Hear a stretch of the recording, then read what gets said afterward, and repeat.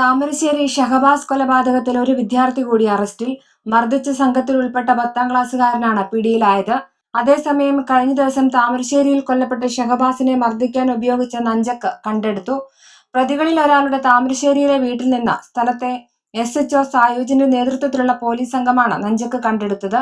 ഷഹബാസിന്റെ മരണത്തിൽ കൂടുതൽ പേർക്ക് പങ്കുണ്ടോ എന്നതിൽ പോലീസ് അന്വേഷണം ആരംഭിച്ചിട്ടുണ്ട്. ഷഹബാസിന്റെ മാതാപിതാക്കൾ, പ്രതികളുടെ മാതാപിതാക്കൾ, സുഹൃത്തുക്കൾ എന്നിവരുടെ മൊഴി ഉടൻ രേഖപ്പെടുത്തും. താമരശ്ശേരിയിലെ 10ാം ക്ലാസ് വിദ്യാർത്ഥി ഷഹബാസിന്റെ ജീവൻ എടുക്കാൻ മുൻപന്തിയിലുണ്ടായിരുന്നത് ഷഹബാസിന്റെ ഉറ്റ സുഹൃത്തെന്ന് പിതാവ് ഇക്ബാൽ പറഞ്ഞു. തന്റെ വീട്ടിൽ ചായ സൽക്കാരത്തിനെത്തിയ കുട്ടി ചായ കുടിച്ച ശേഷം വളരെ സന്തോഷത്തോടെ പോയ അതേ വിദ്യാർത്ഥി തന്റെ മകനെ ചതിച്ചു എന്നറിഞ്ഞപ്പോൾ നെഞ്ചുപൊട്ടിപ്പോയെന്നും പിതാവ് വികാരാധീനനായി പറഞ്ഞു. ഷഹബാസിന്റെയും കുറ്റാരോപിതന്റെയും ഒരുമിച്ചുള്ള ചിത്രം ഇന്നലെയാണ് കണ്ടത്. കണ്ടപ്പോൾ തന്നെ താനും ഭാര്യയും ആകെ തകർന്നു പോയെന്നും പിതാവ് പറഞ്ഞു. തന്റെ മകൻ ഒരു തെറ്റും ചെയ്തിട്ടില്ല. ചെയ്തിരുന്നുവെങ്കിൽ ആക്രമണത്തിന് ഒരു കാരണമെങ്കിലും ഉണ്ടായിരുന്നേനെ.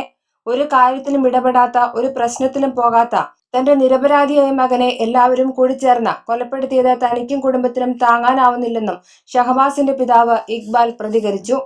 ഇന്നലെ രാത്രിയാണ് കുറ്റാരോപിതരായ വിദ്യാർത്ഥികൾക്ക് പരീക്ഷ എഴുതാൻ അനുമതി ലഭിച്ചതായി അറിയാൻ സാധിച്ചത്. അതോടെ താൻ മാനസികമായി തകർന്നുപോയി. പരീക്ഷ എഴുതേണ്ട തന്റെ മകൻ മണ്ണിനടിയിൽ ഉറങ്ങുന്നുണ്ട്. കോപ്പി അടിക്കുന്നവരെ പോലും പരീക്ഷ എഴുതാൻ അനുവദിക്കാത്ത സമൂഹത്തിൽ ക്രൂരമായ കൊലപാതകം നടത്തിയവരെ പരീക്ഷ എഴുതാൻ അനുവദിക്കുന്നതിലൂടെ നൽകുന്ന സന്ദേശം എന്താണെന്ന് മനസ്സിലാകുന്നില്ലെന്നും ഇക്ബാൽ പറഞ്ഞു. അവർ പറഞ്ഞതുപോലെ തന്നെ കാര്യങ്ങൾ നടന്നു. മകനെ കൊന്നവർ സുരക്ഷിതർ. അവർ പരീക്ഷ എഴുതുന്നു. ഈ വർഷം പരീക്ഷ എഴുതാൻ അനുമതി നൽകാതെ അടുത്ത വർഷം പരീക്ഷ എഴുതിച്ചിരുന്നുവെങ്കിൽ അതൊരു ഗുണപാഠമാകുമായിരുന്നില്ലേ എന്നും ഇക്ബാൽ ചോദിച്ചു.